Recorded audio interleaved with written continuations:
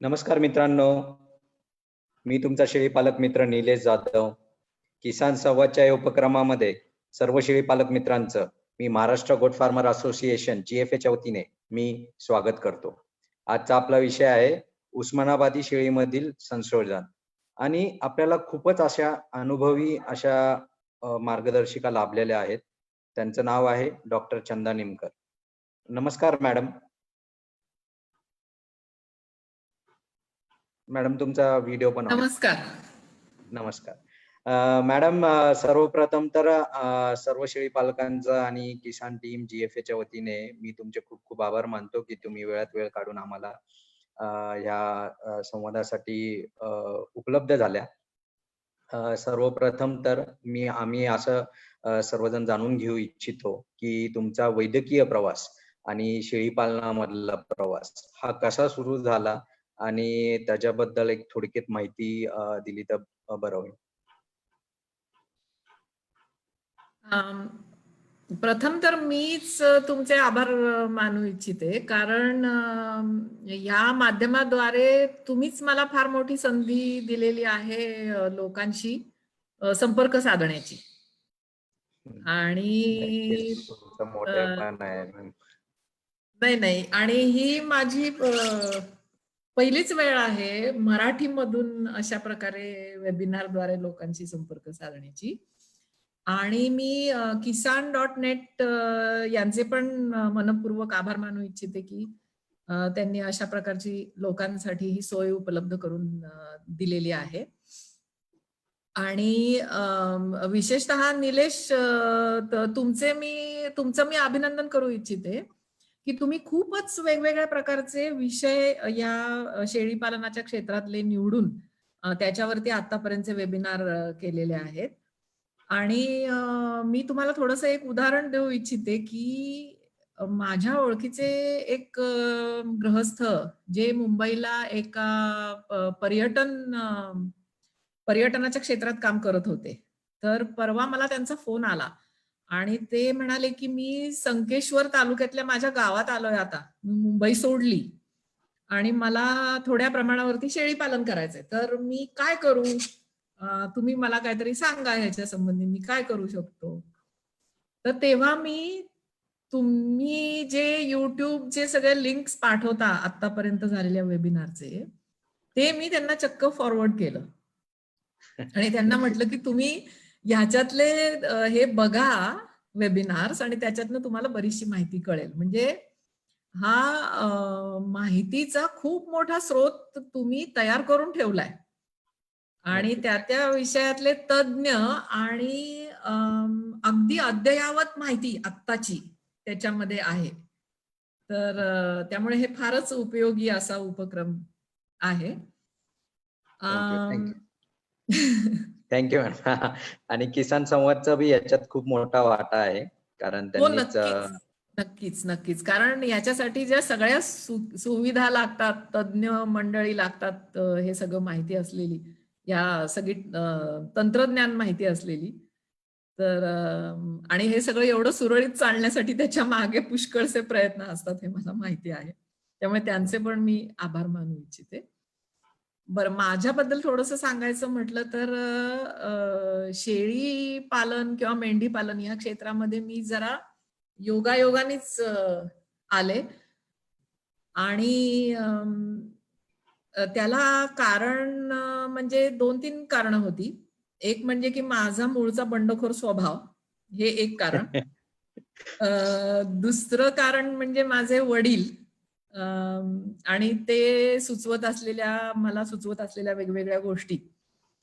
आणि तिसरं कारण म्हणजे की वेगवेगळी आव्हानं स्वीकारण्याचा माझा स्वभाव. ही 3 कारणं आहेत त्याच्या मागे. तर बंडखोर स्वभाव कसा कारणीभूत झाला, तर मला 10वीला खूप चांगले मार्क पडले आणि त्यामुळे अर्थातच सगळ्यांनी असं गृहीत धरलं होतं की मी सायन्सला जाणार म्हणून. आणि मी ठरवलं की लोकांना जर वाटतंय की मी शास्त्र शाखेकडे जाणार, तर मग मी जाणारच नाही. म्हणजे तो बंडखोरपणा होता त्या वयामध्ये आणि मूर्खपणा पण होता, पण ते त्यावेळेला मला माहिती नव्हतं. म्हणून मी वाणिज्य शाखेकडे गेले आणि बीकॉमला जाईपर्यंत म्हणजे शेवटच्या वर्षापर्यंत मला अकाउंटन्सी मी शिकले आणि ती त्याच्यात मी म्हणजे मला यायची चांगली ती. पण शेवटच्या वर्षाला जाईपर्यंत त्या अकाउंटन्सीचं मला खूप कंटाळा यायला लागला होता. आणि त्याच्यात मध्ये मी चार्टर्ड अकाउंटंट पण व्हायला लागले होते. म्हणजे त्या काळात एक एंट्रन्स परीक्षा असायची सीएची, ती पण मी दिली, ती पास झाले आणि एका चार्टर्ड अकाउंटंटच्या ऑफिसमध्ये मी आर्टिकल क्लार्क म्हणून काम पण करायला लागले. मी 2 वर्ष ते काम पण केलं. आणि मग मला असं वाटायला लागलं की बापरे, हे काय, मला आयुष्यभर हे नाही करायचं. आणि मग एक मोठं म्हणजे माझ्या आयुष्यात एक क्रायसिस आला. मग मी आई-वडिलांकडे गेले, म्हणलं मला हे काय आवडत नाहीये. मग ते म्हणले सोडून दे. त्यात काय? म्हणून मी ते पूर्णपणे सोडून दिलं.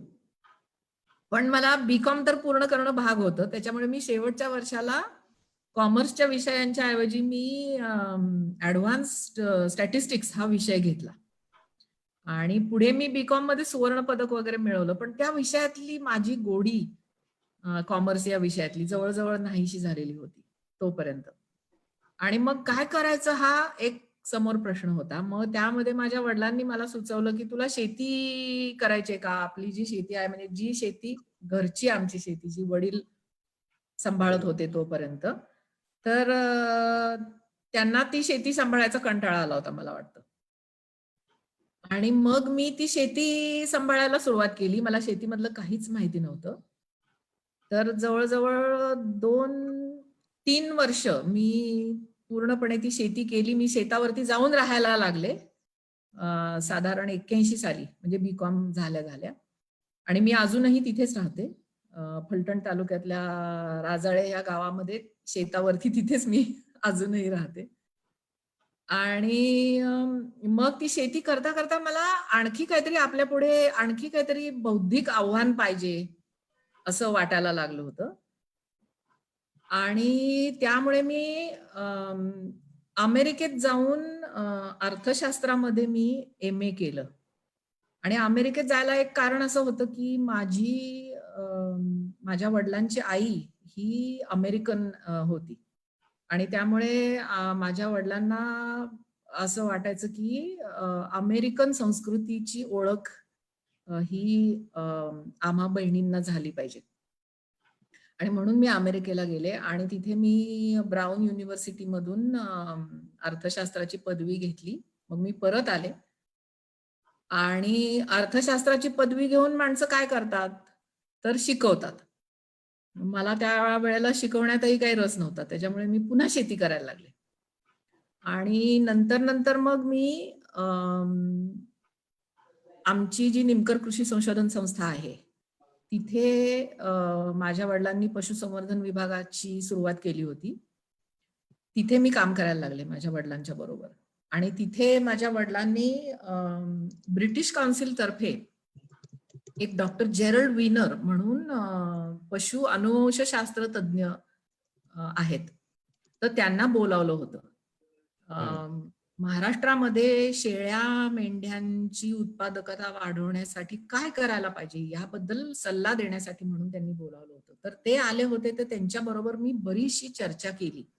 आणि पशु अनुवंशशास्त्र किंवा ॲनिमल ब्रीडिंग अँड जेनेटिक्स या विषयामध्ये मला पण त्यावेळी एक प्रकारचा रस उत्पन्न झाला.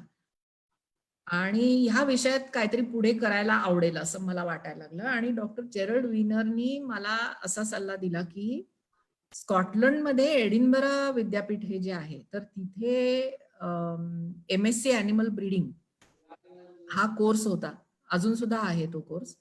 तर तो कोर्स तू कर, असा त्यांनी मला सल्ला दिला. आणि मग मी तो कोर्स केला. मग मी परत आले. पुन्हा आमच्या संस्थेत काम करायला सुरुवात केली. आणि मग मी अर्थातच या विषयामध्ये जास्त गुंतत गेले.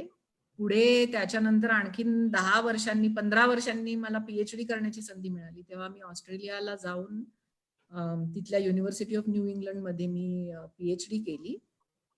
आणि जी आम्ही नारी सुवर्णा ही मेंढ्यांची जात आमच्या संस्थेमध्ये विकसित केलेली आहे. तर त्या जातीबद्दल मी PhD केली आणि त्याच्यानंतर मग ह्या क्षेत्रात मी काम करतच राहिले.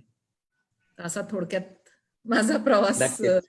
नक्कीच, झालेला. नक्कीच मॅडम तुमचा जो प्रवास आहे तो उल्लेखनीय आहे. म्हणजे अ, जर तुम्ही ह्या क्षेत्रात आले नसते तर आम्ही एक म्हणजे तारा गमावला असता.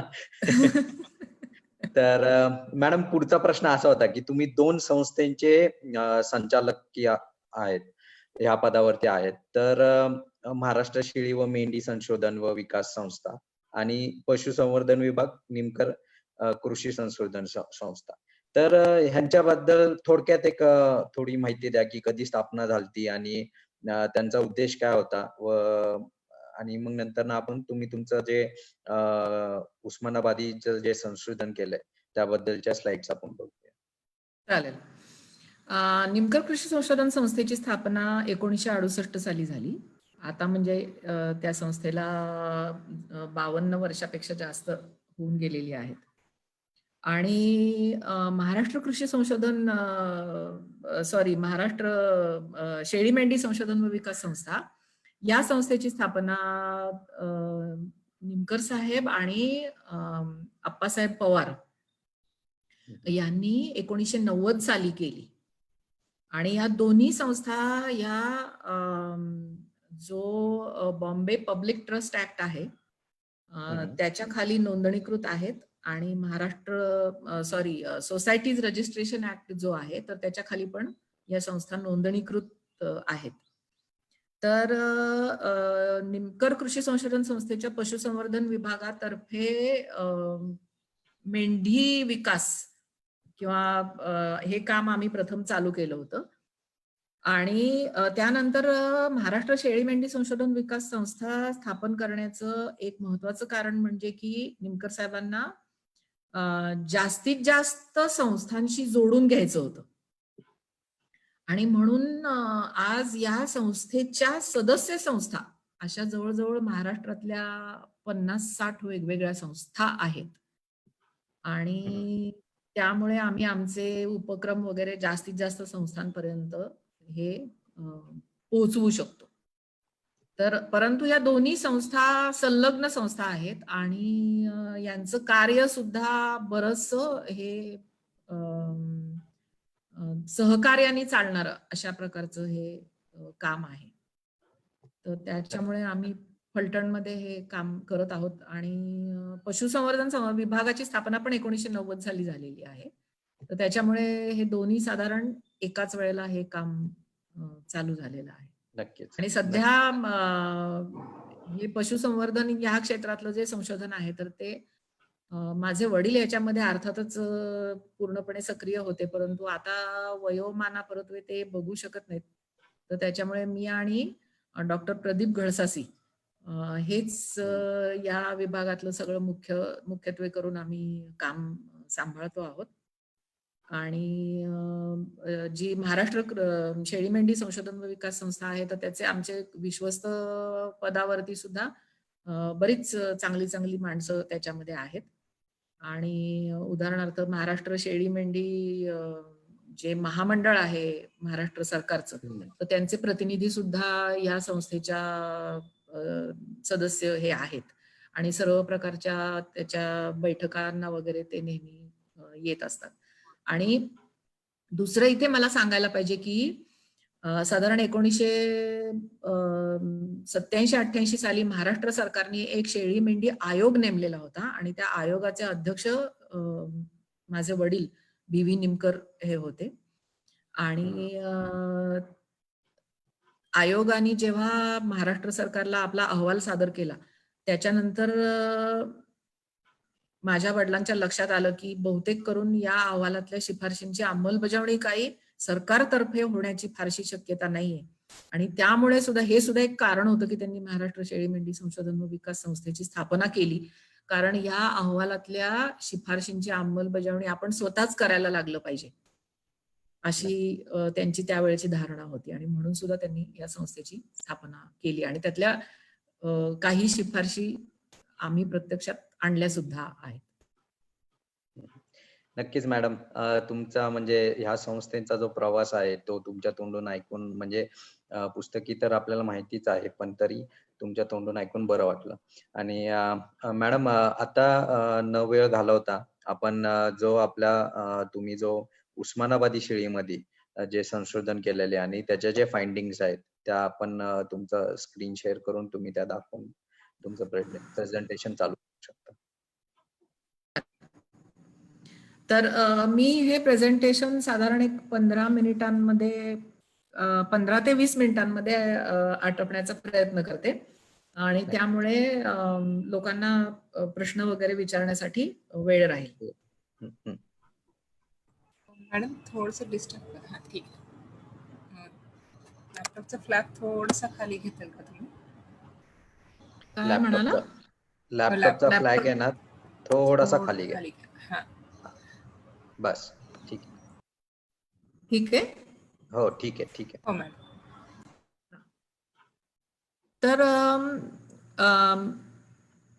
मुळात म्हणजे उस्मानाबादी शेळी, तर या शेळीला उस्मानाबादी हे नाव कोणी दिलं हे जर आपण बघायला गेलो तर हे नाव बहुतेक करून कोणीतरी शास्त्रज्ञांनी दिलेलं आहे. आणि बऱ्याचशा प्रमाणात जे लोक उस्मानाबादी शेळ्या पाळतात तर त्यांच्याकडे जर आपण विचारलं की तुम्ही कोणती शेळी पाळता, तर ते आपल्याला असं नाही सांगत की मी उस्मानाबादी शेळी पाळतो म्हणून. ते म्हणतात की आम्ही देशी शेळ्या पाळतो. तर त्यामुळे त्यांच्या ह्या देशी शेळ्या या आता आपल्या उस्मानाबादी शेळ्या झालेल्या आहेत. तर उस्मानाबादी शेळीवरती आतापर्यंत कोणकोणते महत्वाचे संशोधन प्रकल्प झाले याची थोडीशी यादी मी इथे दिलेली आहे की 1995 ते 99 या कालावधीमध्ये शेळ्यांच्या सर्वेक्षणावर आधारित एक नेटवर्क प्रकल्प हा महात्मा फुले कृषी विद्यापीठ राहुरी यांच्यातर्फे राबवला गेलेला होता.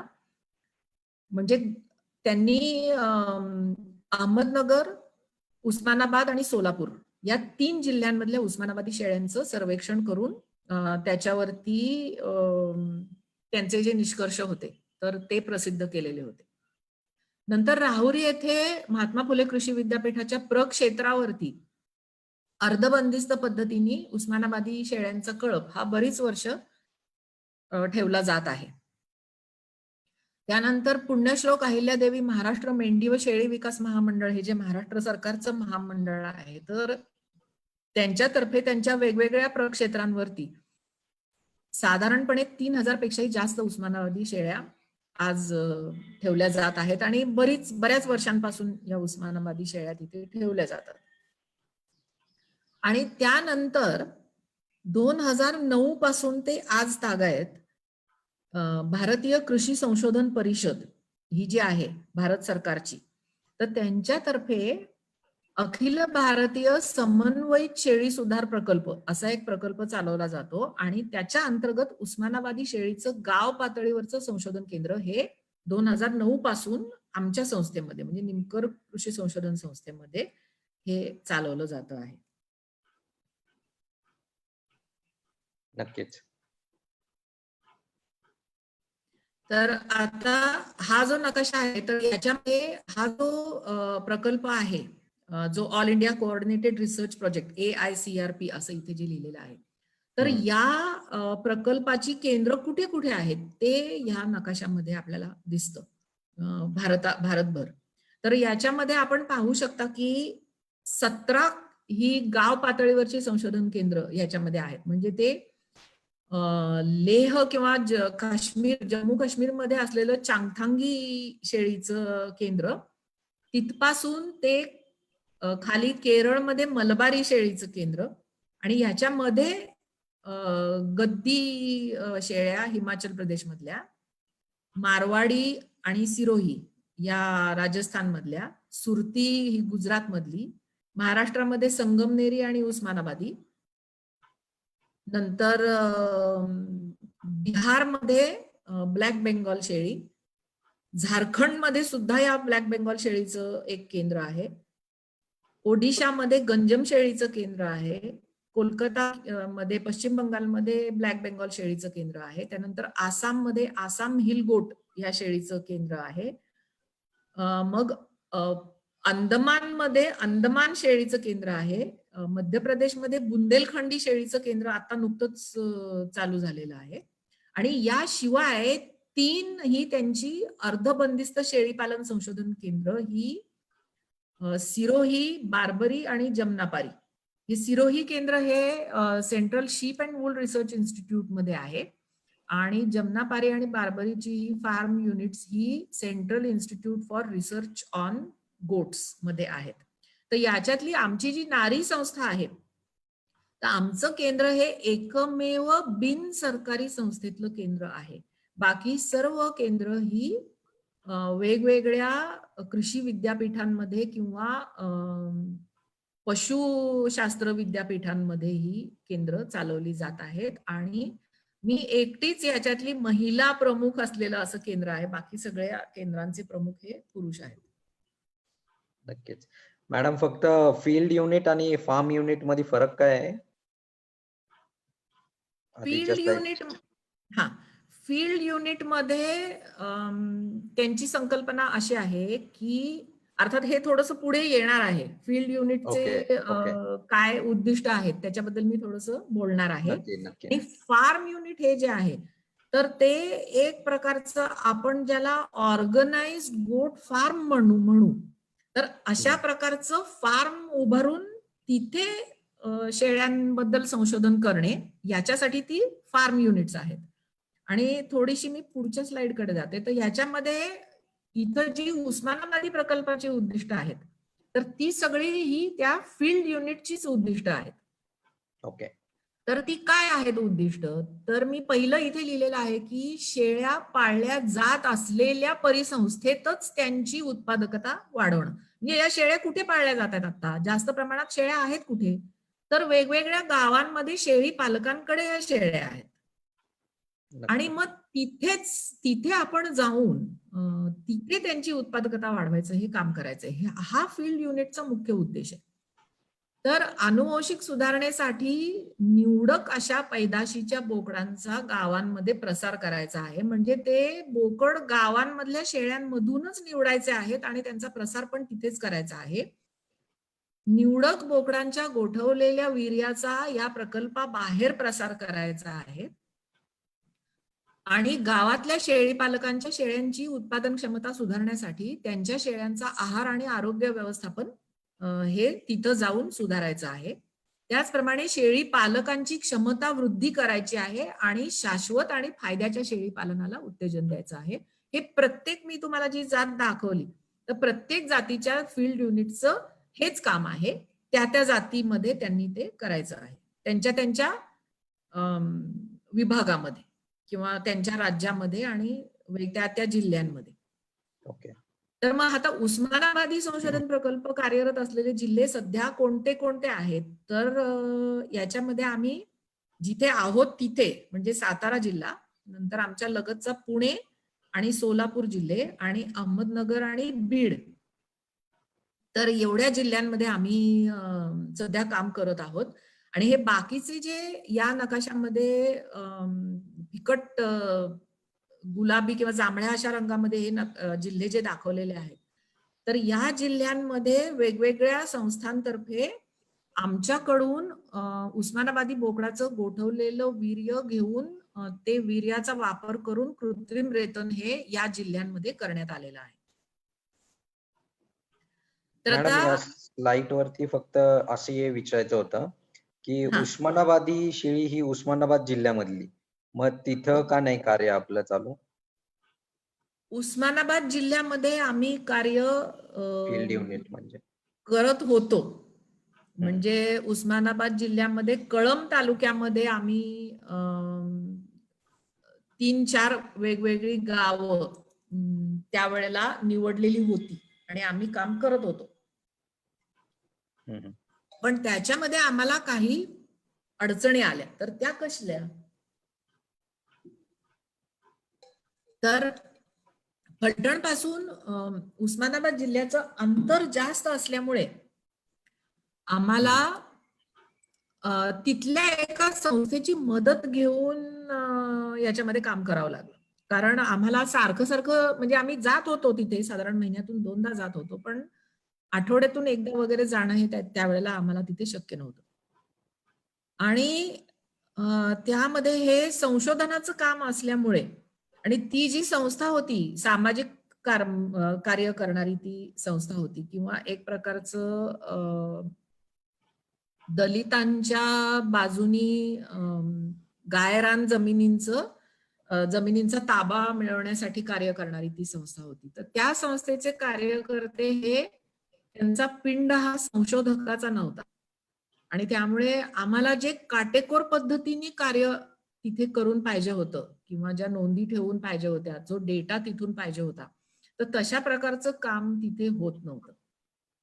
आणि तिथे मग त्या खूपशा प्रमाणात अडचणी आल्यामुळे आम्ही त्या उस्मानाबाद जिल्ह्यातलं काम त्यावेळेला थांबवलं. अजून सुद्धा आम्ही उस्मानाबाद जिल्ह्यामध्ये काम करू इच्छितो. आम्हाला जर कोणती चांगली संस्था असेल आणि त्यांनी जर आमच्याकडे संपर्क साधला तर आम्ही जरूर पुन्हा उस्मानाबाद जिल्ह्यामध्ये काम चालू करू इच्छितो. नक्कीच, नक्कीच मॅडम. तुम्हाला शुभेच्छा त्यासाठी. थँक्यू. नंतर ही जी स्लाइड आहे ही मी अशासाठी टाकलेली आहे की आम्ही जे पैदाशीचे बोकड आहेत तर ते कसे निवडतो हे कळावं ह्यासाठी मी ही स्लाइड टाकलेली आहे. तर याच्यावरती काही जरी टेक्निकल किंवा आमच्या जेनेटिक्स मधल्या ज्या टर्म्स आहेत त्या जरी दिसत असल्या तरी मी तुम्हाला हे समजावून सांगते. तर थोडक्यामध्ये वरती ज्या ह्या तक्त्याच्या वरती जे शीर्षक दिलेलं आहे तर त्याच्यामध्ये बोकडाची वाढ आणि त्या बोकडाची जी आई आहे शेळी, तर त्या शेळीचं दूध उत्पादन यांच्यावर आधारित अशी आम्ही बोकडांची निवड करत असतो.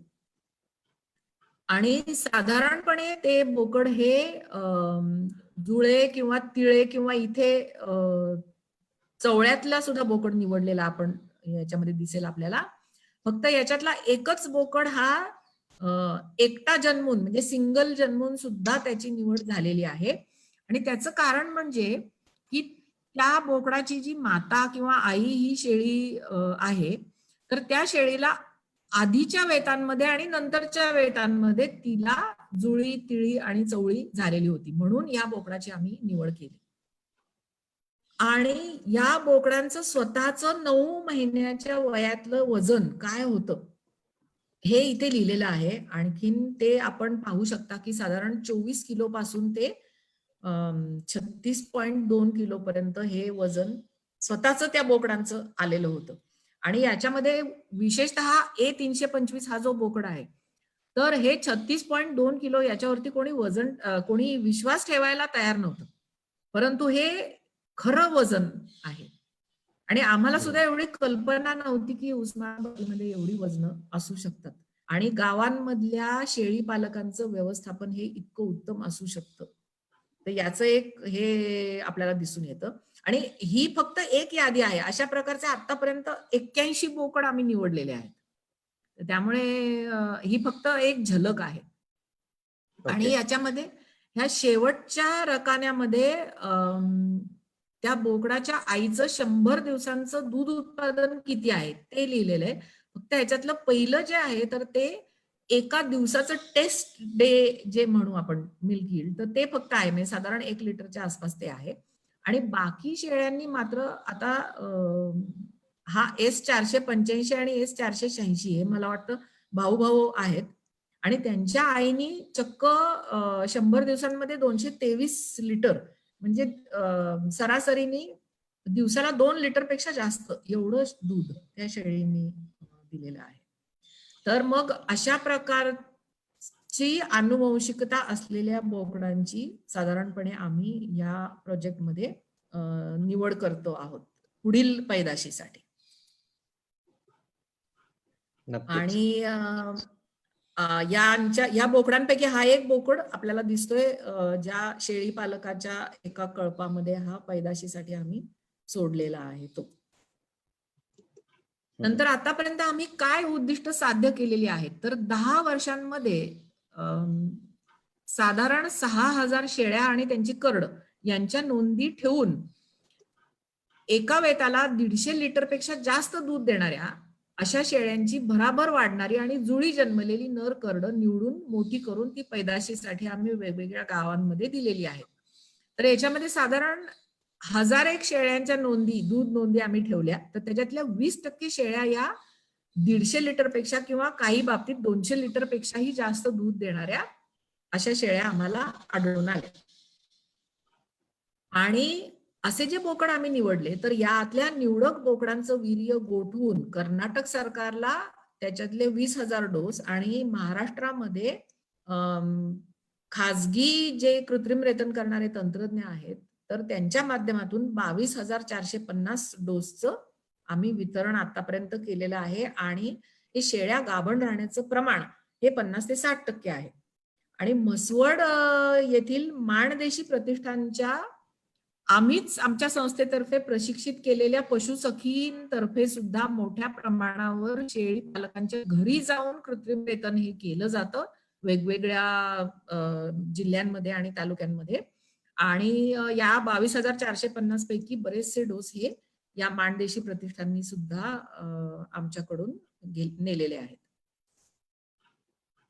त्यानंतर सध्या या प्रकल्पामधली जी करडं आहेत, तर त्यांची सरासरी वजन आणि या सरासरीमध्ये साधारणपणे 3 महिन्याच्या वजनामध्ये आमच्याकडे 3600 नोंदी आहेत, 3600 करडांच्या नोंदी आहेत.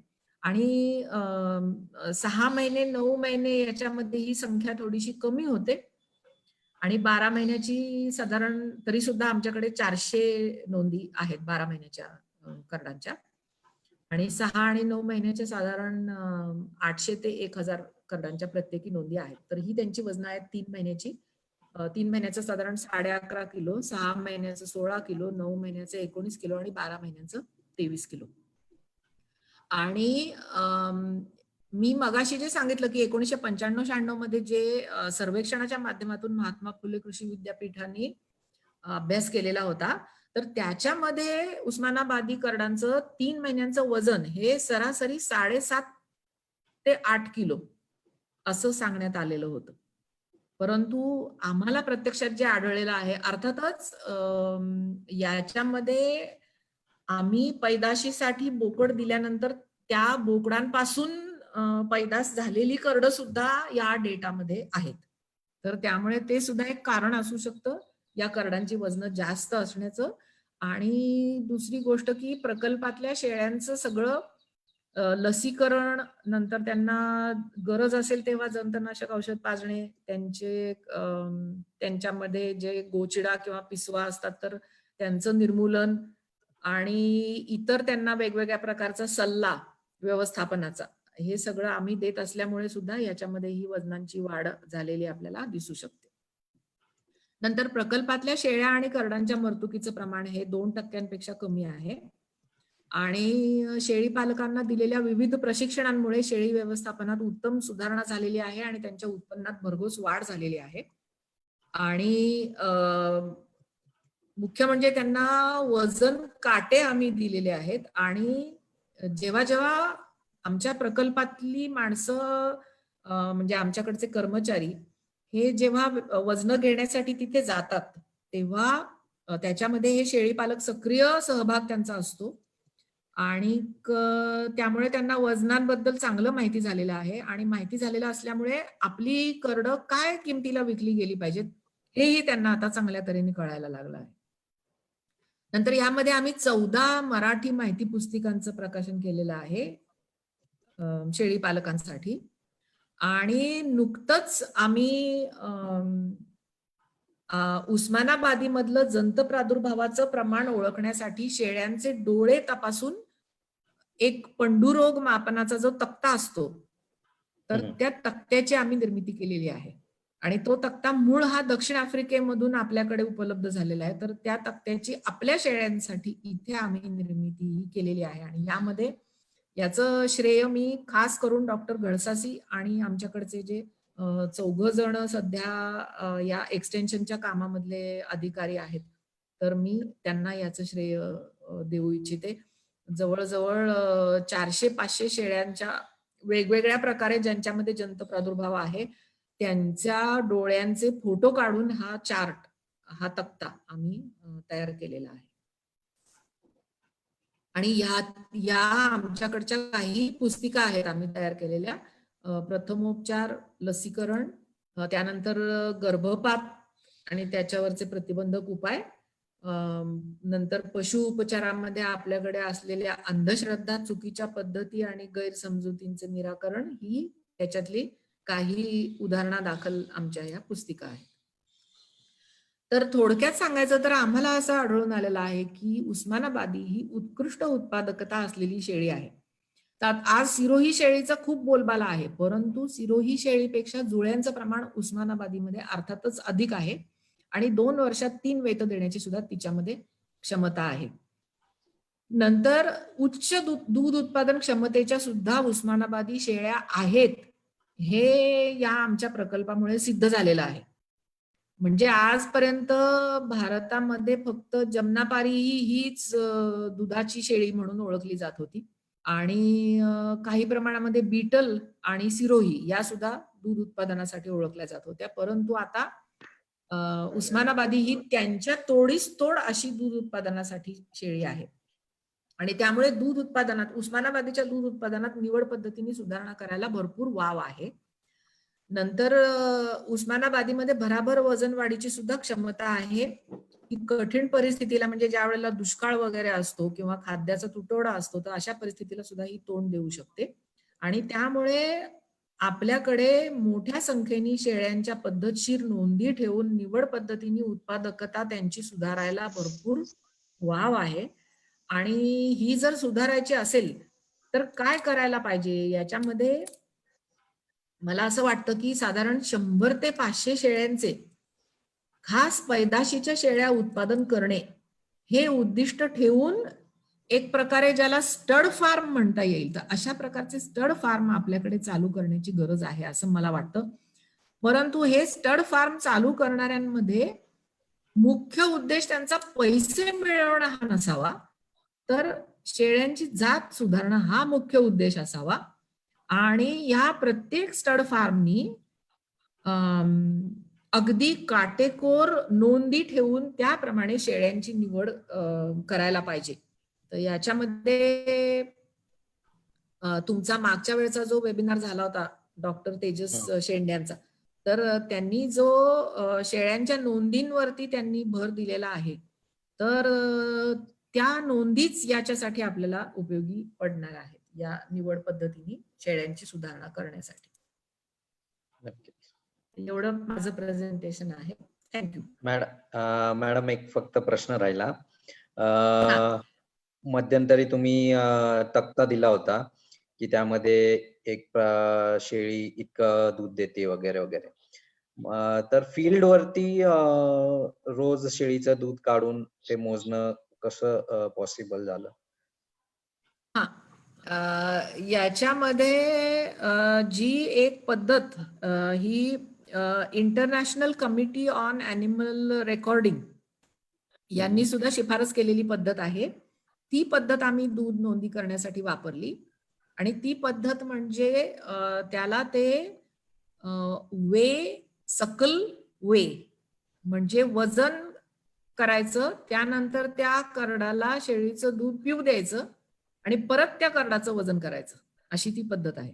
म्हणजे ज्या शेळ्यांचं दूध मोजायचं असतं तर त्या ठिकाणी आमचे कर्मचारी आदल्या दिवशी संध्याकाळी पोहोचत असतात किंवा त्यांनी शेळ्यांच्या कासेला बांधण्यासाठी पिशव्या दिलेल्या असतात आणि ते तिथल्या शेळी पालकांना सांगून ठेवतात की उद्या सकाळी आम्ही शेळ्यांच्या दूध नोंदी घेण्यासाठी येणार आहोत आणि त्यासाठी तुम्ही त्या शेळ्यांच्या कासेला पिशव्या बांधून ठेवा.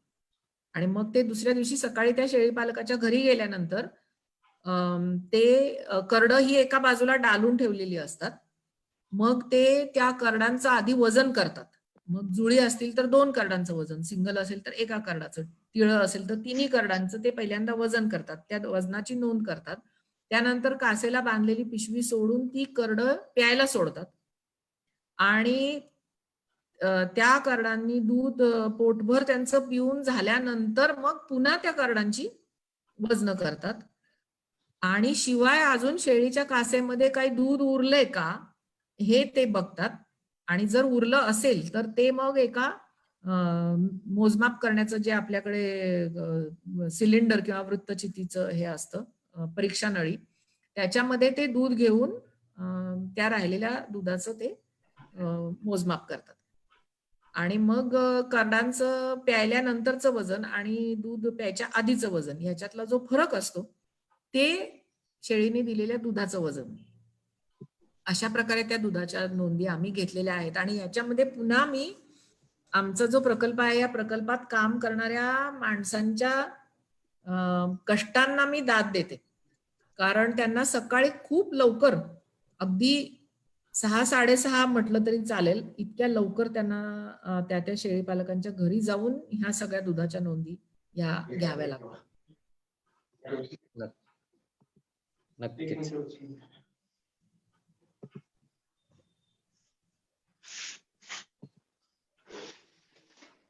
सगळे घेऊन राहतात, शेगडी खाली ठेवायचं. शेगडीला जवळ आहे. म्यूट करता का? केले आहे नीरज. ओके. मॅडम, तुमचं जे संशोधन होतं ते ऐकण्यात खरंच खूप मजा आली. आणि खरंच उस्मानाबादी शेळी ही एक चांगल्या प्रकारे सुधारित कशी करता येईल हे तुम्ही म्हणजे सर्वांनाच दाखवून दिलेलं आहे. आणि आपण जर निवड पद्धतीने त्यामधल्या चांगल्या शेळ्या जर निवडल्या तर उस्मानाबादी शेळी ही बोर होईल ह्याच्यावरती तुम्हाला काय वाटतं? म्हणजे हा माझा पर्सनल प्रश्न होता. हे मीच पहिल्यांदा म्हटलेलं आहे.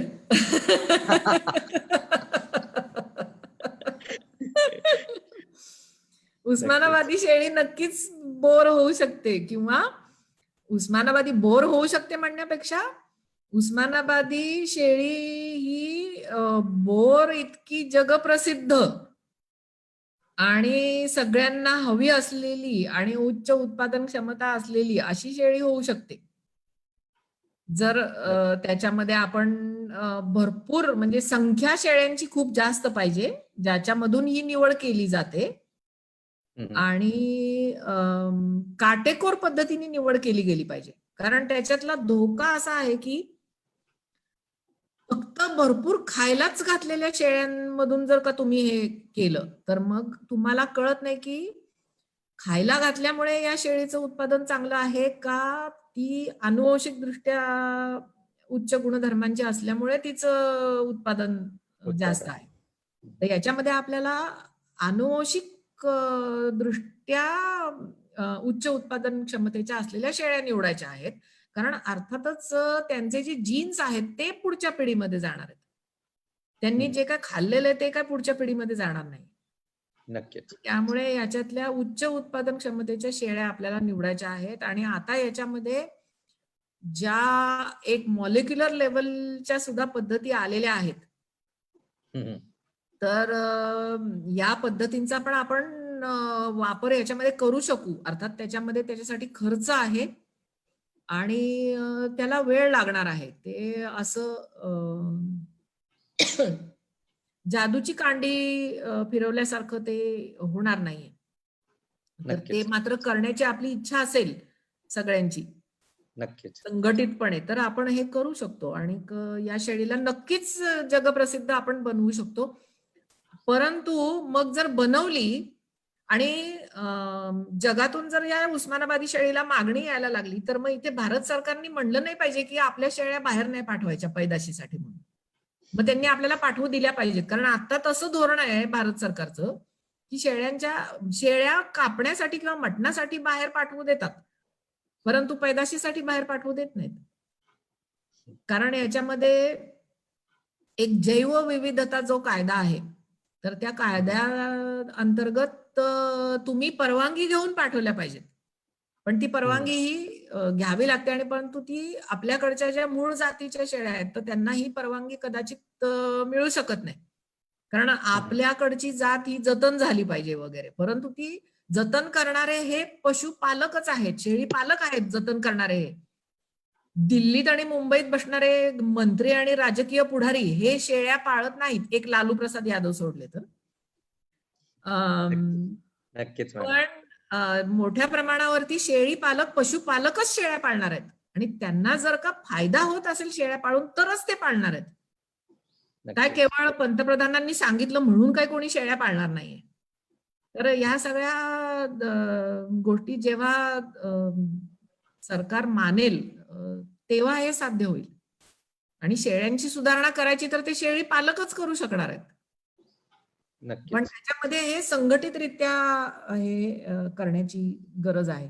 आता आमचा जो प्रकल्प आहे त्याच्यामध्ये पण हे होऊ शकतं, परंतु हा प्रकल्प खूप मर्यादित आहे. म्हणजे त्याला मिळणारं अर्थसहाय्य पण अतिशय मर्यादित आहे. त्याच्यामुळे त्या मर्यादित त्याच्यामध्ये आम्ही जेवढं करू शकतो तेवढं आम्ही करतो आहोत.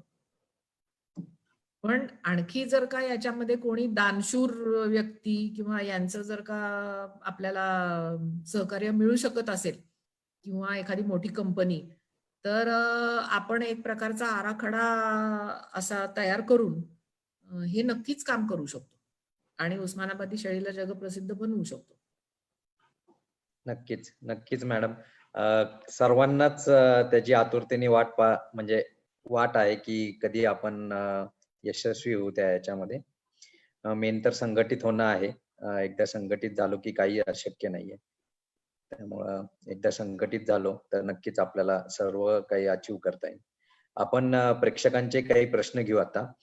भारत नलवडे म्हणून आहेत, त्यांना मी अनम्यूट करतो. सचिन सर, तुम्हाला मी त्यानंतर अनम्यूट करन, मग तुम्ही प्रश्न विचारू शकता. तर भारत सर, तुम्हाला अनम्यूट केलेलं आहे. डाव्या साईडला अनम्यूटचं बटन आहे, तेवढं दाबून तुम्ही प्रश्न विचारू शकता.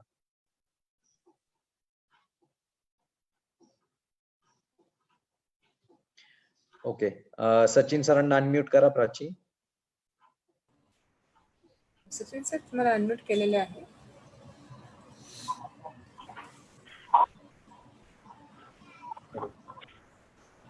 सर प्रश्न विचारा. प्रश्न असा आहे,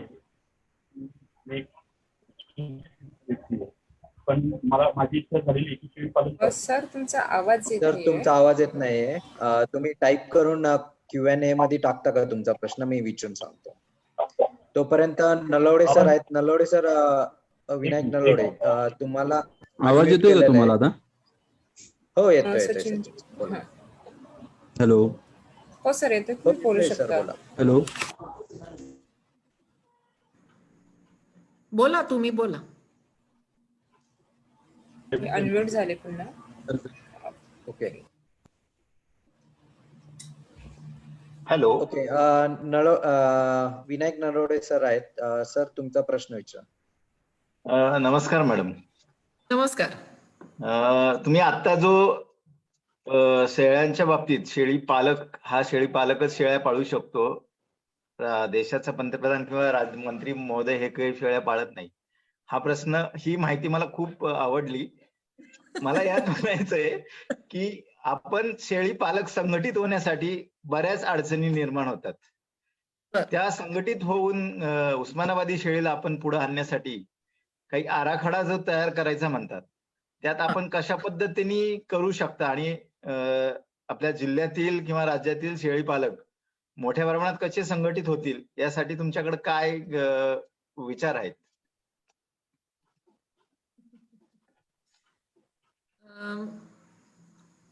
काय याच्यामध्ये वाहून घेऊन काम करण्याची इच्छा असलेले आणि काम करू शकणारी अशा व्यक्ती आपल्याला मुख्य म्हणजे पाहिजे आहेत.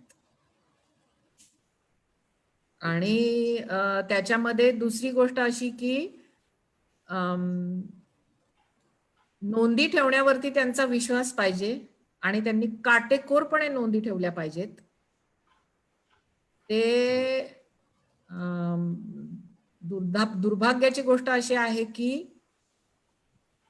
प्रामाणिकपणे आणि काटेकोरपणे नोंदी ठेवणारा शेळी पालक मी तरी अजून पाहिलेला नाहीये.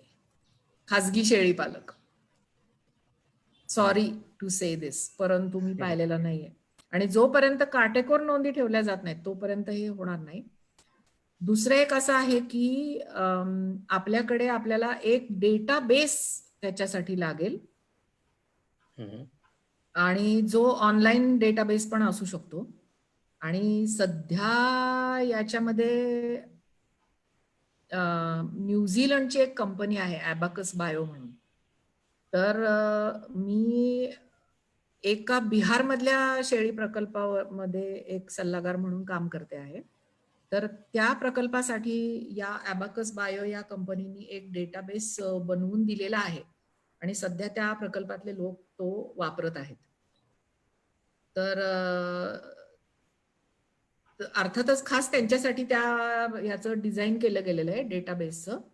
आणि ते लोक बिहारमधून तिथे तो डेटा अपलोड करू शकतात आणि मी फलटणमध्ये बसून तो डेटा पाहू शकते, त्याचा अनालिसिस वगैरे मी करू शकते. तर तशा प्रकारच्या डेटाबेसची आपल्याला गरज आहे.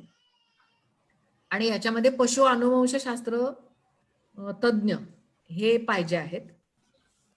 आणि मग आणि एक प्रकारचं म्हणजे मी जे मगाशी म्हटलं की वाहून घेऊन काम करणारे लोक पाहिजेत. तर ते आपल्याकडे काय आहे की ब्रीड सोसायटी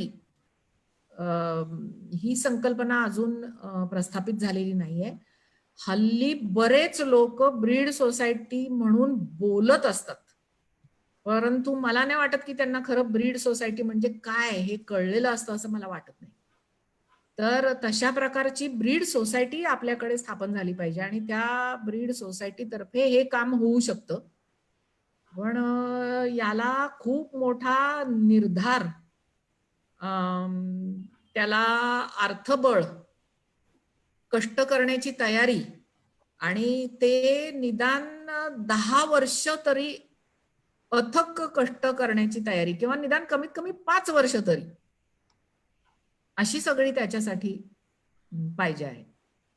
आणि याच्यामध्ये आपल्याला जर का फार वेळ घालवायचा नसेल तर त्याला आणखी एक मार्ग असाही आहे की महाराष्ट्रामध्ये जिथं जिथं उस्मानाबादी शेळ्या पाळल्या जातात तर तिथे तिथे एक प्रकारचा सर्व्हे करून आपण उत्कृष्ट, सर्वोत्कृष्ट, म्हणजे जसं मी तो बोकड मगाशी दाखवला की ज्याचं वजन 9 महिन्यामध्ये 36 किलो झालेलं आहे, तर अशा प्रकारची जनावरं आपण आयडेंटिफाय करून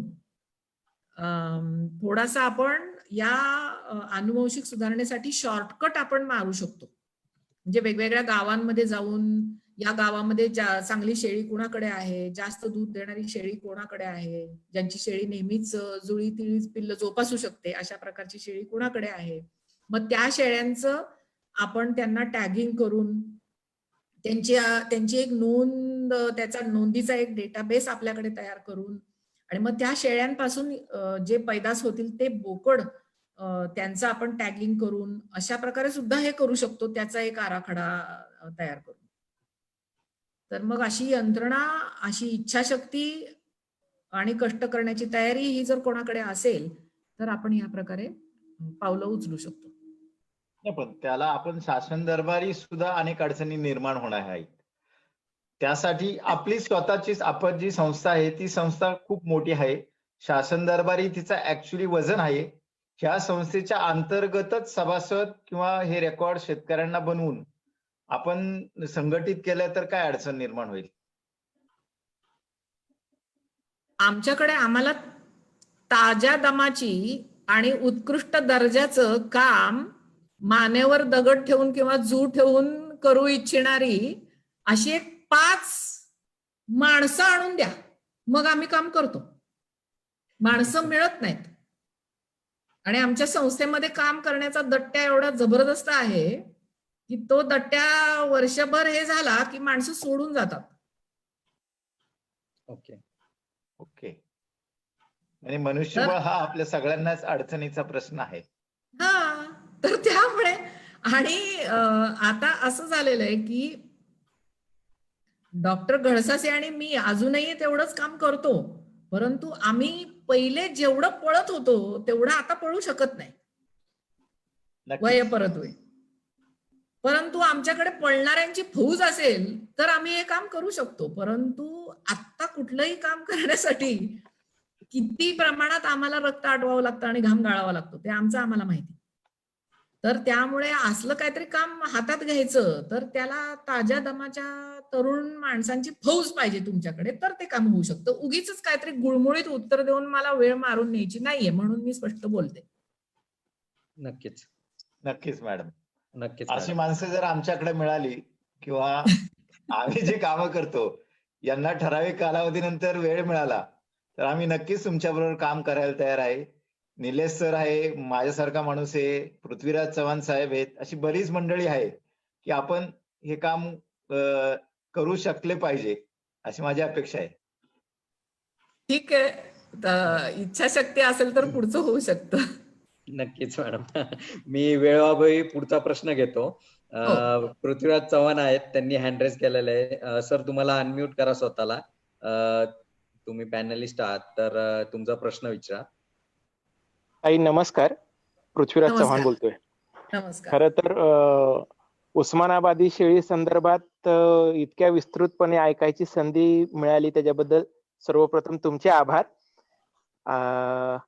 दुसरं महत्वाचं, बऱ्याचदा आपण ह्या उस्मानाबादी किंवा नॉन डिस्क्रिप्टेड गावठी जातीच्या शेळ्या ज्या म्हणतो आणि यांच्यात बऱ्याचदा 3 पिल्लं, 4 पिल्लं, 5 पिल्लं अशा सुद्धा झालेल्या शेतकऱ्यांजवळ निदर्शनास आलेल्या आहेत.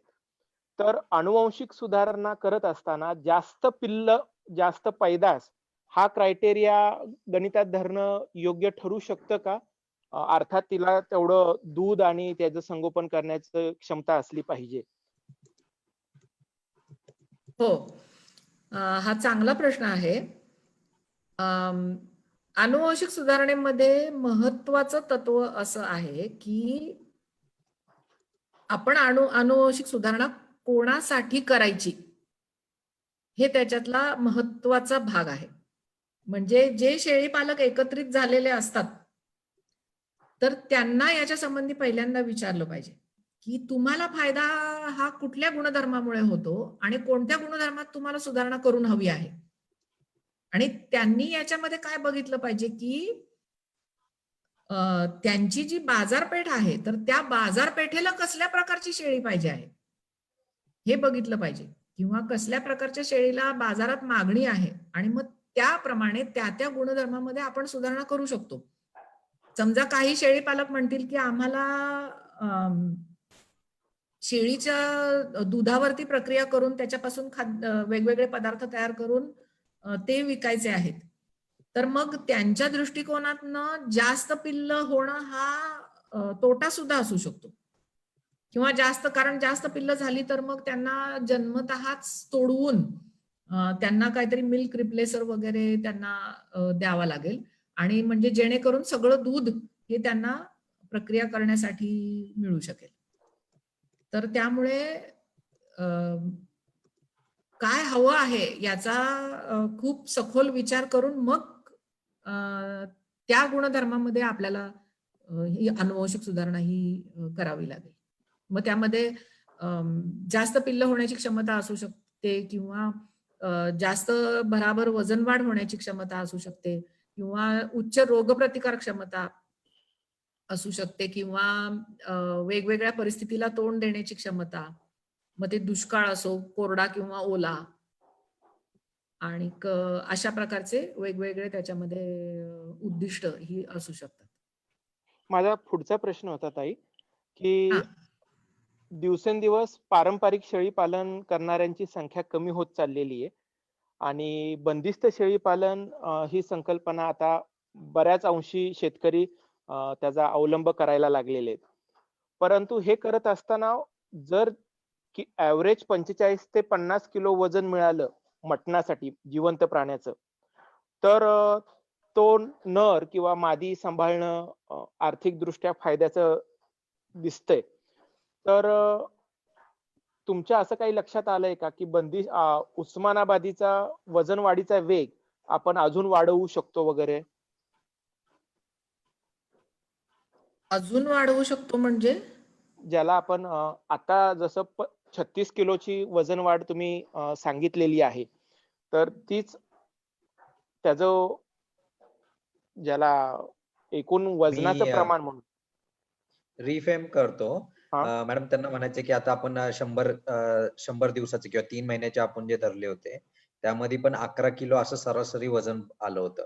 बरोबर, म्हणजे दर दिवसा जवळजवळ 100 ते 110 ग्रॅम पर्यंत त्याचं वजन वाढ झालेली आहे.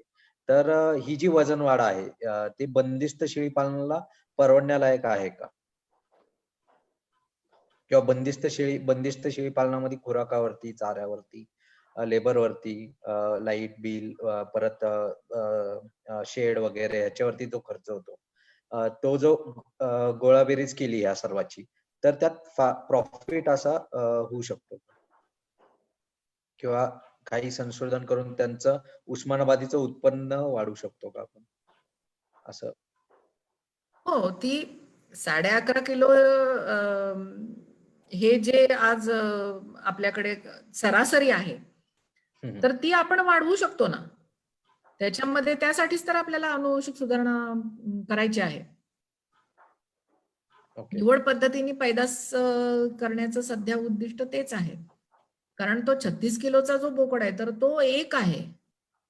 असे अनेक शेळ्या आहेत, असे अनेक करडं आहेत की ज्यांच्यामध्ये ती वाढ आपल्याला मिळत नाही. तर ती मिळावी आणि जास्तीत जास्त चांगल्या उत्पादन क्षमतेच्या करडांची पैदास व्हावी म्हणून तर आपण निवड पद्धतीने सुधारणा ह्याच्यामध्ये करत आहोत. आणि यामध्ये मला तुम्हाला असं एक विचारायला आवडेल की तुम्ही असं म्हणताय की पारंपरिक पद्धतीचं शेळीपालन कमी होत चाललंय आणि बंदिस्त शेळीपालन वाढत चाललंय. तर याच्यामध्ये मी या वेबिनारच्या निमित्ताने जेव्हा मी आता जी पशुगणना झाली 2019 मध्ये, तर त्याचे आकडे मी जेव्हा बघितले तर त्याच्यात असं आढळून येते की 2012शी तुलना करतात महाराष्ट्रातल्या शेळ्यांची संख्या जवळजवळ 25% वाढलेली आहे. तर मग तुमचं काय असं म्हणणं आहे का की या सगळ्या शेळ्या बंदिस्त शेळीपालनात वाढल्यात म्हणून?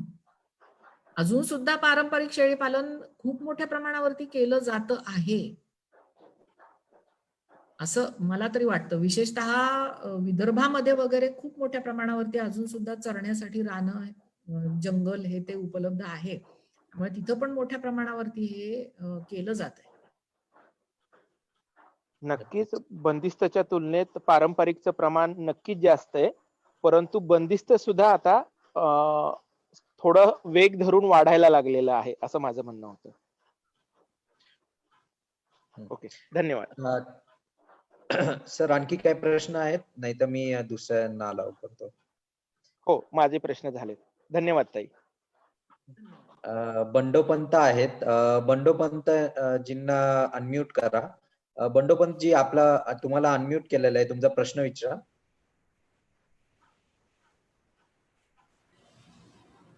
माईकचं बटन असेल तिथे क्लिक करता का एकदा? बंडोपंत सर. हॅलो. ओके. हा बोला. ताई नमस्कार. नमस्कार. मी कोल्हापूरहून बंडोपंत हराळे बोलतोय. आपला बराच वेळी परिचय झालेला आहे, आपल्याकडून बरेच मार्गदर्शन मिळाले. ताई मला एक प्रश्न असा विचारायचा आहे आपल्याला की उस्मानाबादी शेळी ही फार लोकांचं असं तज्ञांचं मत आहे की पूर्णतः बंदिस्त करता येत नाही. म्हणजे तिचा अंगचा गुण आहे की रोजचा 17 किलोमीटर 15 किलोमीटर फिरून जे खाते तेच तिला पचतं. पण तुमच्या मताशी मी सहमत आहे की उस्मानाबादीमध्ये जेनेटिक्स चांगले असल्यामुळे जुळ्यात पिल्लांचं प्रमाण जास्त आहे आणि त्याच्यामध्ये बंदिस्त फार करता आली पाहिजे. जसे की संकरित शेळी आज फार तर लोक बंदिस्त करतात आणि आपले फार्म डेव्हलप करायला. तसे उस्मानाबादी शेळीमध्ये बंदिस्त करून किंवा त्याची त्यामध्ये जास्त रोगप्रतिकार क्षमता चांगली वाढवून ती जास्त प्रमाणात टॉल फिडिंग मध्ये कशी आणता येईल याच्यावरती आपल्याला काय करता येईल का? शेळ्यांना तुम्ही जशी सवय पाडाल त्याप्रमाणे त्या शेळ्या हे होतील. आता निलेशजींच्या पाठीमागे तुम्हाला ज्या शेळ्या दिसतायत, ज्या चरायला गेलेल्या आहेत, तर त्यांना जर का तुम्ही बंदिस्त करू पाहाल तर ते त्यांना बहुतेक आवडणार नाही. बरोबर आहे. परंतु पृथ्वीराज चव्हाणांच्या फार्म वरती जर उस्मानाबादी शेळ्या असतील आणि तिथं जर का तिथंच त्या फार्म वरती करडं जन्म आणि लहानपणापासून त्यांनी जर त्यांना बंदिस्त ठेवलं तर ती बंदिस्त पण ह्याच्यात पण राहू शकतात. असं काही त्या शेळीमध्ये काही अनुवंशिक अशी काही मला नाही वाटत असा गुणधर्म आहे की ती शेळी बंदिस्त म्हणजे आवडतच नाही तिला राहायला असं नाहीये, परंतु त्या शेळीला तिची सवय झालेली आहे बाहेर फिरण्याची. आपल्याला जी बाहेर फिरण्याची सवय झाली ते आपल्याला आता घरात बसायला नको वाटतंय किंवा लॉकडाऊन मध्ये आपल्याला भयंकर त्रास झाला. तर त्याच्यामुळे आपण समजू शकलं पाहिजे की ज्या शेळ्यांना सवय झालेली आहे त्या नाही राहू शकणार, परंतु ज्यांना आपण जर लहानपणापासून त्यांना सवय केली आणि तसंच त्यांना जर वाढवलं तर त्या बंदिस्त ह्याच्यात सुद्धा त्या आनंदाने राहतील, बंदिस्त त्यांच्या त्या वाडग्यामध्ये. नक्कीच. चालतं नक्कीच मॅडम, धन्यवाद तुम्ही तुम्ही खूप सुंदरपणे सांगितलं. ऍक्च्युली आमचाही तसाच अनुभव आहे की जसं तुम्ही त्यांना सवय लावता त्याप्रमाणे ते हे करतात. म्हणजे फिरणाऱ्या शेळ्या त्यांना फिरून खाणं सोपं जातं आणि जर तुम्ही त्यांना हळूहळूपणे जर त्यांना जर सवय लावली म्हणजे 12 तास जाण्याच्या ऐवजी 6 तास, मग 4 तास, 2 तास, तर अशा प्रकारे आपण बंदिस्त करू शकतो आपण. सुमित जी आहेत, सुमित जी यांना अनम्यूट करा आणि सुमित जी तुमचा प्रश्न विचारा. ओके, माझा आवाज ऐकू येतो का? हो, येतोय. हो, नमस्कार मॅम. मी सुमित नमस्कार. भोसले. मी ऍक्च्युली कोकणातून बोलतोय, सावंतवाडीहून. बर. या आणि मी इकडे कॅलिफोर्निया 30 फार्म्स नावाचा एक प्रकल्प चालवतोय.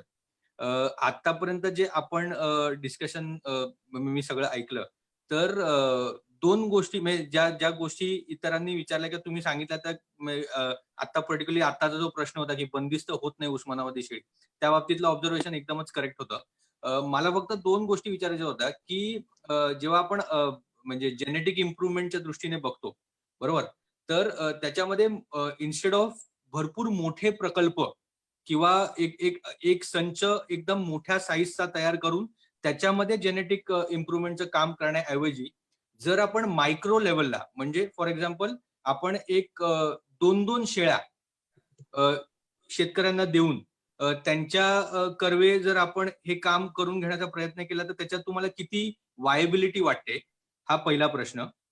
दुसरा प्रश्न अबाउट AI. आता काय होतंय की एआयचं जे सक्सेस रेट आहे किंवा त्याची जी प्रॅक्टिकल फिजिबिलिटी आहे गोट फार्मिंग मधली, ती तेवढीशी अजून पुढे येत नाहीये, असा माझा किंवा आमचा अनुभव असा आपण म्हणू शकतो. तर त्याच्यावर काम करून आपल्याला काय करता येईल?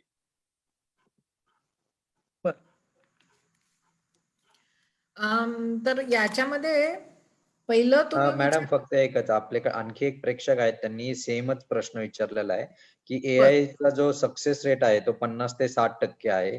तर मग उस्मानाबादीमध्ये तुम्ही जे मागं आपण बोलले की जेनेटिक इम्प्रुव्हमेंट साठी AI का गोठवलेलं युरिया वापरायचं, तर त्याचं कसं तुम्ही समर्थन करता?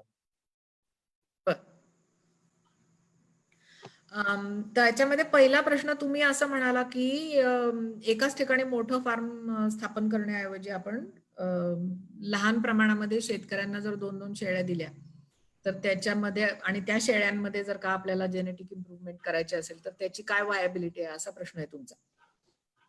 तर आता मगाशी मी हे म्हटलं खरं म्हणजे की ज्या आत्ता शेतकऱ्यांकडे शेळ्या आहेत तर त्यांच्यातल्या सुद्धा उत्कृष्टात उत्कृष्ट निवडून आपण हे काम चालू करू शकतो. मगाशी मी म्हटलं त्याप्रमाणे की त्या आयडेंटिफाय करणे हे त्याच्यातला पहिला महत्वाचा भाग आहे. एक मोठं फार्म करण्यामागची संकल्पना अशी आहे की मोठ्या फार्म मधल्या सर्व शेळ्यांचं आहार आणि व्यवस्थापन हे जर एकसारखं असेल तर मग त्या शेळ्यांमध्ये जो फरक असतो तो त्यांच्यातल्या आनुवंशिक फरकामुळे असू शकतो. तो फरक हे त्याच्या मागचं कारण आहे मोठं फार्म स्थापन करण्याचं. आणि या उलट आपण वेगवेगळ्या शेतकऱ्यांकडच्या जर शेळ्या बघितल्या तर त्या प्रत्येक शेतकऱ्याचं व्यवस्थापन हे काहीतरी वेगळं असू शकतं.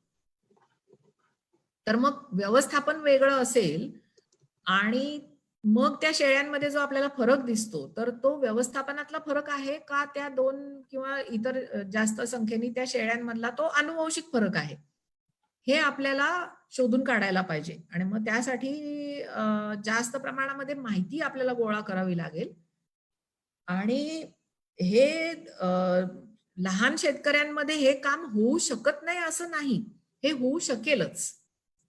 आणि सध्या आफ्रिकेमध्ये कम्युनिटी बेस्ड ब्रीडिंग प्रोग्राम्स, तर याला खूप हे पुढावा त्याला मिळालेला आहे आणि बऱ्याच मोठ्या प्रमाणावरती हे कम्युनिटी बेस्ड ब्रीडिंग प्रोग्राम हे चालू झालेले आहेत. तर त्यांच्या मागची संकल्पना अगदी हीच आहे की लहान शेळी पालकांकडे किंवा मेंढी पालकांकडे असलेली जी जनावरं आहेत, तर त्यांच्यामधूनच आपण निवड पद्धतीने हे पुढचे पैदाशीचे बोकड आणि शेळ्या निवडून आपण उत्पादकतेत सुधारणा ही आपण करू शकतो. इनफॅक्ट आमच्या प्रकल्पामध्ये सुद्धा आम्ही त्याच प्रकारे ही सुधारणा आता सध्या करत आहोत. फक्त माझा आक्षेप राहील की तुम्ही जे म्हणाला की शेतकऱ्यांना 2-2 शेळ्या देणे, याला माझा आक्षेप आहे की सरकारच्या आतापर्यंतच्या योजना या वाटपाच्या, शेळी वाटपाच्या आहेत. तर हे देणे हे कशासाठी, म्हणजे कारण लोकांनी नाही, सॉरी, म्हणजे देणे in the sense I also absolutely agree to this fact की देण्यात पॉइंट नाहीये, त्यांना घ्यायला लावायच्या आणि त्यांना प्रवृत्त करायचं. Absolutely right. मग ठीक आहे, तसं असेल तर मग ते हे आपण करू शकतो. ओके. नंतर दुसरा जो प्रश्न आहे तुमचा आणि दुसऱ्या एक जणांनी विचारलेला कृत्रिम रेतनाबद्दलचा, तर त्याच्यामध्ये काय आहे की जेव्हा तुम्ही कृत्रिम रेतन करता तर तेव्हा मुळामध्ये ते वीर्य हे गोठवलेलं असतं. तर ते गोठवलेलं जेव्हा तुम्ही गोठवण्याची जी प्रक्रिया असते, तर त्याच्यामध्ये त्या शुक्रजंतूंची जी व्हायबिलिटी असते ती थोड्या प्रमाणामध्ये कमी होत असते गोठवण्याच्या प्रक्रियेमुळे. मी इथे डॉक्टर घळसासींना विनंती करते की मी जर काही चुकीचं म्हणत असेल तर कृपया त्यांनी माझी चूक सुधारावी, कारण या विषयातले तज्ञ ते आहेत, मी नाहीये.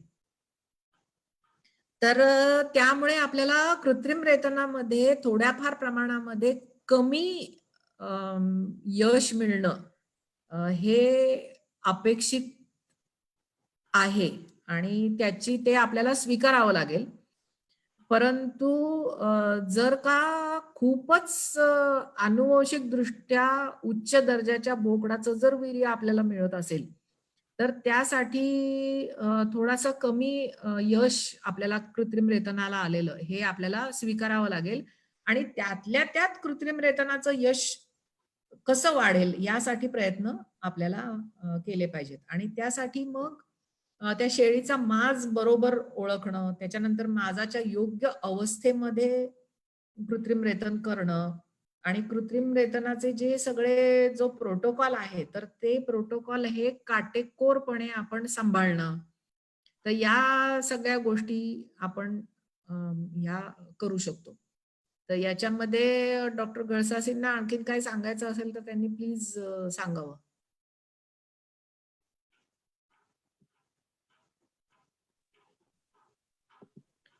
अगदी बरोबर उत्तर दिलेलं आहे चंदाताई.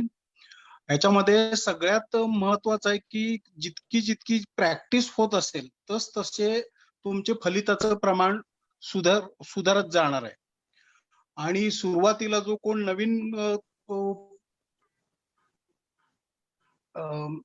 नवीनच कृत्रिम रेतन करणारा कोणीतरी तंत्रज्ञ असेल तर त्यांच्याकडनं सुरुवातीला कृत्रिम रेतन फलिताचं प्रमाण कमी येणार आहे.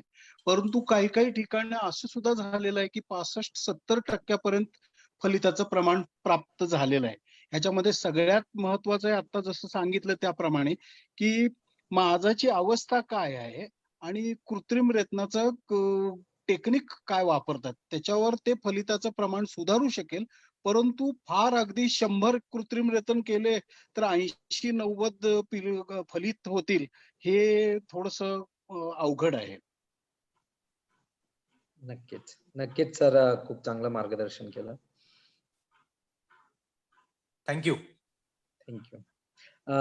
मला आणखी नरोडे सरांनी पुन्हा हँड रेस केलेला आहे. सर, तुम्हाला काही क्वेश्चन आहे का?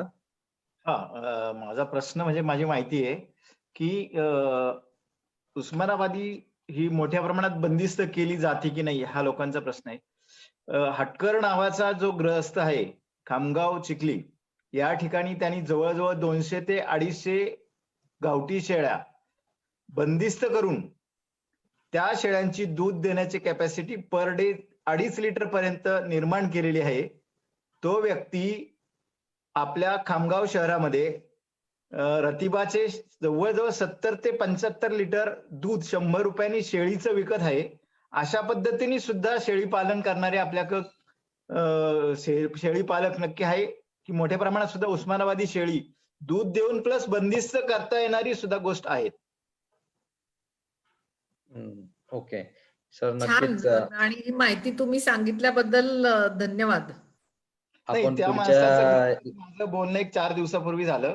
मला पण बरं, खूप बरं. आनंद वाटला की उस्मानाबादी शेळी 2.5 लिटर पण दूध देणारी जतन त्यांनी केलेलं आहे. हा, चांगली नक्कीच. गोष्ट आहे. आपण त्यांचा इंटरव्ह्यू घेऊ पुढच्या लेक्चर्स मध्ये. नक्की नक्कीच. नक्की.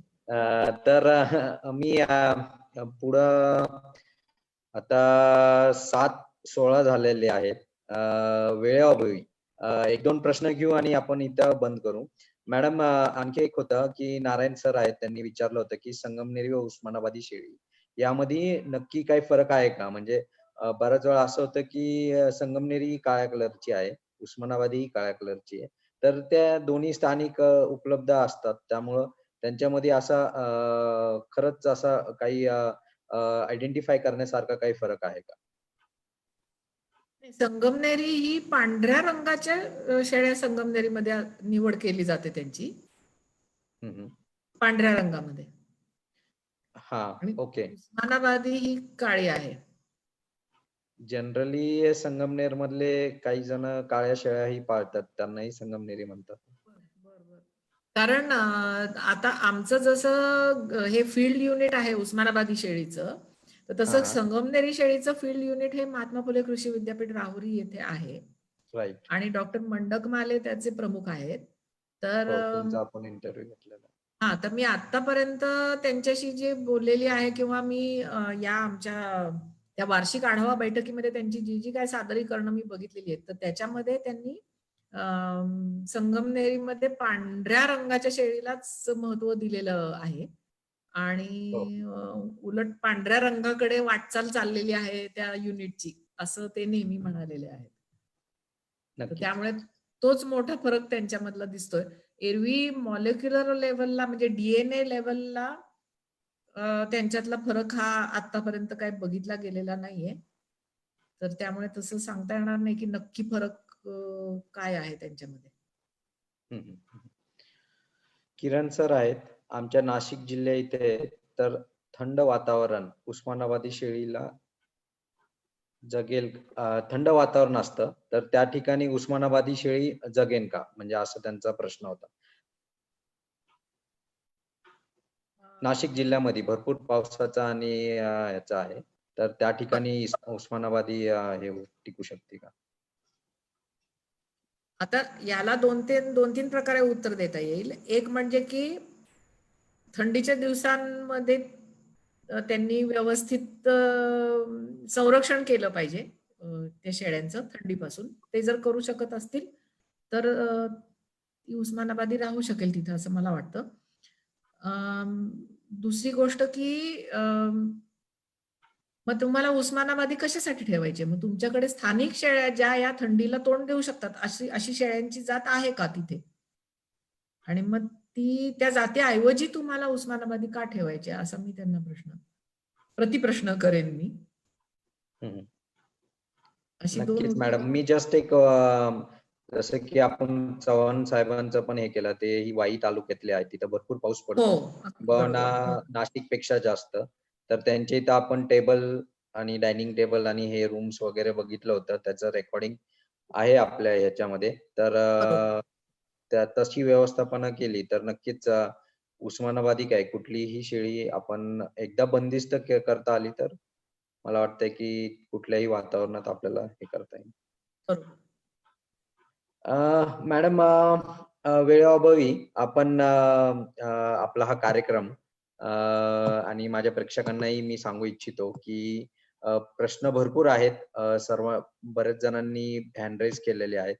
पण वेळेअभावी आणि आपण हा कार्यक्रम इथं संपवतोय. पण त्या तत्पूर्वी मी जे आपले प्रमुख चंदा निमकर आहेत त्यांचं मी खूप खूप आभार मानतो की त्यांनी वेळात वेळ काढून आपल्याला खूप चांगल्या प्रकारे उस्मानाबादी शेळीमध्ये जे संशोधन झालेलं आहे त्याबद्दल माहिती दिली. मॅडम धन्यवाद. आणि जे माझे शेळीपालक मित्र त्यांनी वेळात वेळ काढून हा सेमिनार अटेंड केला व त्यांचे प्रश्न मांडले त्यांचेही धन्यवाद. आणि किसान संवाद ची जी पूर्ण टीम आहे त्यांनी आपल्याला हा सुंदरसा असा प्लॅटफॉर्म उपलब्ध करून दिलाय त्याबद्दल त्यांचेही मनपूर्वक आभार मानतो आणि हा कार्यक्रम इथं संपला असं घोषित करतो. धन्यवाद.